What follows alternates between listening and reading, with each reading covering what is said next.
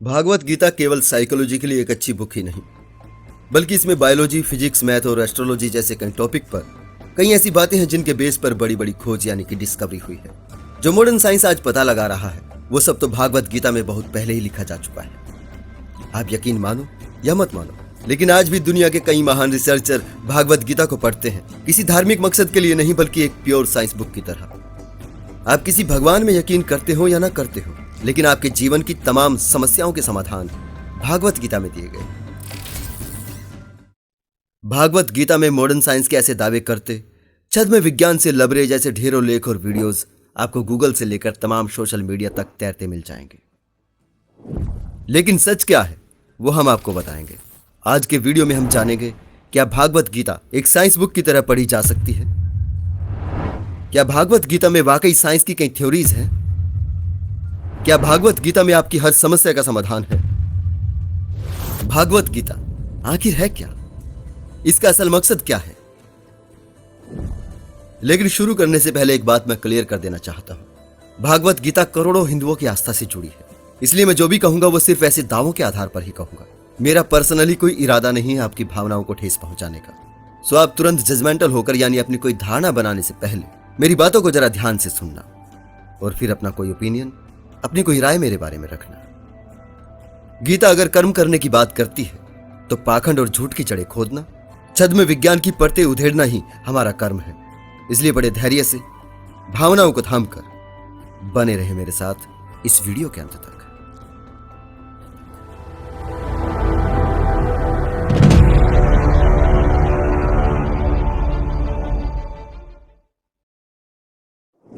First law of thermodynamics कहता है energy को ना तो बनाया जा सकता है और ना ही खत्म किया जा सकता है। उसे बस एक फॉर्म से दूसरे फॉर्म में कन्वर्ट किया जा सकता है, जिसे हम कंजर्वेशन ऑफ एनर्जी भी बोलते हैं। और भागवत गीता के अध्याय 2 के 20वें और 22वें श्लोक में कहा गया है, यह आत्मा ना तो जन्मती है ना ही मरती है। जिस प्रकार मनुष्य पुराने वस्त्रों को त्याग कर नए वस्त्र ग्रहण करता है, वैसे ही आत्मा पुरानी देह को त्याग कर नई देह धारण करती है। साइंस की एनर्जी वाली थ्योरी को भागवत गीता के इन्हीं श्लोक से रिलेट किया जाता है और दावा किया जाता है कि देखिए साइंस जो आज बता रहा है वो तो भागवत गीता में हजारों साल पहले ही कह दिया गया था। श्रीमद् भागवत गीता आत्मा का दर्शन है। इसमें हर जगह आत्मा की ही बात हो रही है, एक ऐसी अवधारणा जो कभी सिद्ध नहीं होती। लेकिन साइंस जब अपनी बात कहता है तो उसके पीछे उसके परीक्षण होते हैं। उन परीक्षणों को भी कई वैज्ञानिकों द्वारा दोहराया जाता है, तब जाकर कोई थ्योरी या लॉ बनता है। मुंह से गपोड़ देना कोई थ्योरी नहीं होती। अगर भागवत गीता को साइंस की किताब कहें तो कई जवाब देने होंगे। भागवत गीता की आत्मा वाली थ्योरी किस आधार पर थी? आत्मा को ड्रेस चेंज करते हुए किसने और कैसे देखा? कैसे काटकर, जलाकर, डुबोकर देखा कि आत्मा के साथ ये सब नहीं होता। साइंस की किताब कह देने से काम नहीं चलता, उसमें कोई फार्मूला भी होना चाहिए जिससे कैलकुलेशन करके किसी नतीजे पर पहुंचा जा सके। धार्मिक कंसेप्ट और साइंस दोनों अलग अलग चीजें हैं, लेकिन धार्मिक किताब की हर बेतुकी बात पर यकीन करने वाले और थोड़ा बहुत साइंस को बिना समझे पढ़ने वाले लोग ये अंतर ही नहीं कर पाते। उनका साइंस की किसी बात को धार्मिक किताब से रिलेट करने का आधार केवल यही होता है कि अमुक बात भगवान ने कही है, और भगवान तो उनकी नजर में दुनिया के सबसे बड़े साइंटिस्ट हैं। मॉडर्न साइंस मैटर की बात करता है, ना कि किसी आत्मा फात्मा की। विज्ञान मुख्य रूप से पदार्थ और उसके मूलभूत कणों, इलेक्ट्रॉन, प्रोटॉन, न्यूट्रॉन, पॉजिट्रॉन के साथ साथ मुख्य रूप से ऊर्जा की ही बात करता है। और धार्मिक कंसेप्ट की माने तो कोई व्यक्ति जीवित ही इसलिए है कि उसमें आत्मा है, कोई व्यक्ति मरता ही इसलिए है कि आत्मा ने देह त्याग दी है। अब आत्मा तो निकल ली किसी और नई ड्रेस मीन्स बॉडी की तलाश में, तो यहां पर आत्मा का कंसेप्ट ही खत्म हो जाता है। साइंस जिस ऊर्जा के रूपांतरण की बात करता है वो डेड बॉडी के साथ होता है, जिसमें अब कोई आत्मा नहीं, लेकिन उस पार्थिव शरीर में ऊर्जा है, जिसका कुछ हिस्सा हवा में मिल जाएगा, कुछ हिस्सा मिट्टी हो जाएगा। उस मिट्टी से ऊर्जा वनस्पति घास हासिल करेगी, उस घास को गाय या दूसरे जीव खाकर ऊर्जा हासिल करेंगे, उस गाय से हम दूध हासिल करेंगे जिससे हमें ऊर्जा प्राप्त होगी। इस तरह से एक पार्थिव शरीर में जो ऊर्जा थी वो खाद बनी और परिवर्तित होकर कई ऊर्जाओं में बदल गई। इसी तरह उस पार्थिव शरीर में जो नमी थी वो हवा में होते हुए पानी में जा मिली। उसी पानी से टरबाइन घूमी और बिजली बनी, जिससे मेरे घर में रोशनी हुई। अगर फिर भी गीता की आत्मा को एनर्जी कहो तो क्या किसी प्राणी की आत्मा मेरे घर के बल्ब में जलकर अपने कर्मों की सजा भोग रही है, या फल फसल के रूप में मेरे पेट में जाकर मोक्ष प्राप्त कर रही है, या एलपीजी या गोबर गैस के रूप में मेरे घर में खाना बना रही है? भागवत गीता अनुसार आत्मा यानी ऊर्जा ना तो जलाई जा सकती है ना ही काटी जा सकती है, ना ही बांटी जा सकती है, लेकिन ये सब तो हो रहा है। भागवत गीता की आत्मा और साइंस की एनर्जी के बीच क्या अंतर है? जिन्होंने भागवत गीता खुद पढ़ी है वो जानते हैं। जिन्हें लगता है भागवत गीता में साइंस है, उन्हें एक बार फिर से पढ़नी चाहिए। भागवत गीता का कथित ईश्वर एक ऐसी ऊर्जा की बात करता है जो पिछले जन्मों के कर्मों के अनुसार अगले जन्म में किसी विशेष जाति में जन्म लेती है, और जिसका इंतजाम भी उन्होंने ही किया है।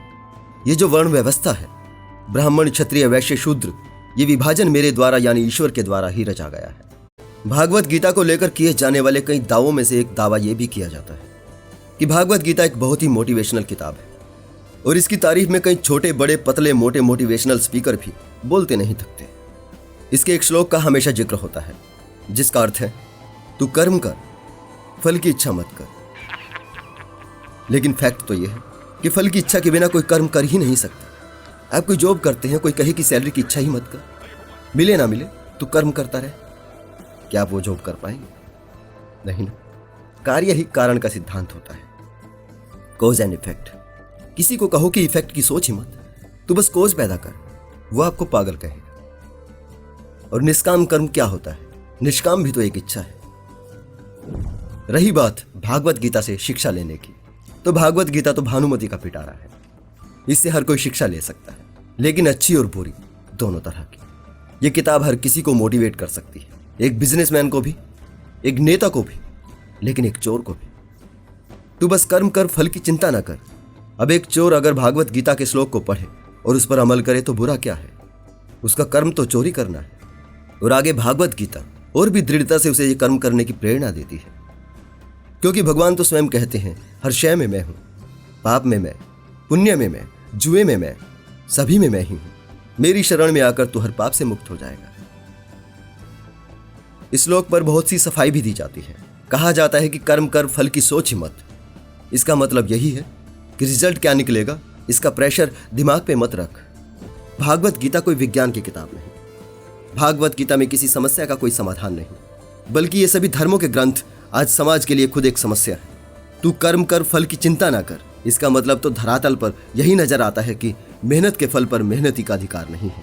उस मेहनत के फल पर साहूकारों का, राजनेताओं का और सबसे पहले पंडों का अधिकार है। और यही इन किताबों में जगह जगह दिया गया है। हर बात इसी के इर्द गिर्द बुनी गई है। हवन करवाओ, दान करो, ब्राह्मण चारों वर्णों में श्रेष्ठ है, उसका सम्मान करो। सब कुछ मोह माया है, केवल ब्रह्म ही सत्य है, और इस धरती पर ब्राह्मण ही ब्रह्म रूप है। उसे नाराज मत करो, नहीं तो नरक में जाओगे। और ये सब मनवाने के लिए ही इन सब बातों के साथ थोड़ा इधर उधर का ज्ञान एक बेहतरीन कवि कौशल के साथ कथित भगवान के मुंह में डाला गया था। और ये सभी धर्मों की बात है। बाइबल, कुरान, भागवत गीता, पुराण, ये जितनी भी आसमानी किताबें हैं वो सभी जमीनी लोगों की रचनाएं हैं। इनमें उनकी अभिलाषाएं हैं, स्वार्थ हैं और मकसद है। भागवत गीता अध्याय 4 श्लोक 13। कमाल का ईश्वर था जिसकी सिर्फ चलती ही भारत में थी। भारत से बाहर वो कोई वर्ण व्यवस्था लागू ही नहीं कर पाया। मेरी शरण में आकर क्षत्रिय, वैश्य, शूद्र भी, जिनका जन्म पाप योनि से हुआ है, परम गति को प्राप्त हो जाते हैं। भागवत गीता अध्याय 9 श्लोक 32। यहां दुनिया का सबसे बड़ा साइंटिस्ट जातिवाद और पुरुषवाद की सामूहिक पीड़ा से पीड़ित खुद को वर्ण व्यवस्था का रचयिता और समस्त नारी को पाप योनि बता रहा है। अब युद्ध के मैदान में यह जातिवादी मानसिकता दिखाने की जरूरत क्या थी, और इसमें कौन सा विज्ञान है? भागवत गीता में विज्ञान बताने वाले चाहे तो जवाब दे सकते हैं। भागवत गीता के 4थे अध्याय की शुरुआत में कृष्ण कहते हैं, यह दिव्य ज्ञान मैंने तुमसे पहले सूर्य को दिया था। मुझे यह समझ नहीं आता, कोई वैज्ञानिक गीता को पढ़ के इतना अनजान कैसे बन जाता है? भला सूर्य को ज्ञान कैसे दिया जा सकता है? सूर्य कोई व्यक्ति है? अगर कोई कहे कि सूर्य किसी राजा का नाम था, तो भागवत गीता के यथा स्वरूप में साफ लिखा है कि है सूर्य भगवान के चक्षु के समान तेज है, और उन्हीं की आज्ञा अनुसार काल चक्र में भ्रमण करता है, और यही सूर्य समस्त लोगों के अधिपति है। मतलब हमारे सोलर सिस्टम वाले सन की ही बात हो रही है। अब सूर्य को कैसे पाठ पढ़ाया जाता है, इसका विज्ञान भी कोई हमें बताएं तो जाने। यही महान साइंटिस्ट इसी भागवत गीता के अध्याय 3 श्लोक 14 में लिखता है, सभी प्राणी अन्न से उत्पन्न होते हैं, और अन्न बारिश से उत्पन्न होता है, और बारिश यज्ञ से उत्पन्न होती है। अब यह गलती से अपने बच्चों के सामने मत बोलिएगा। आपको शायद पता ना हो, लेकिन आपके बच्चे जरूर जानते हैं कि बारिश कैसे होती है। भागवत गीता में साइंस तो दूर की बात है, इसकी तो ढेरों बातें ही साइंस और मानवता के खिलाफ है।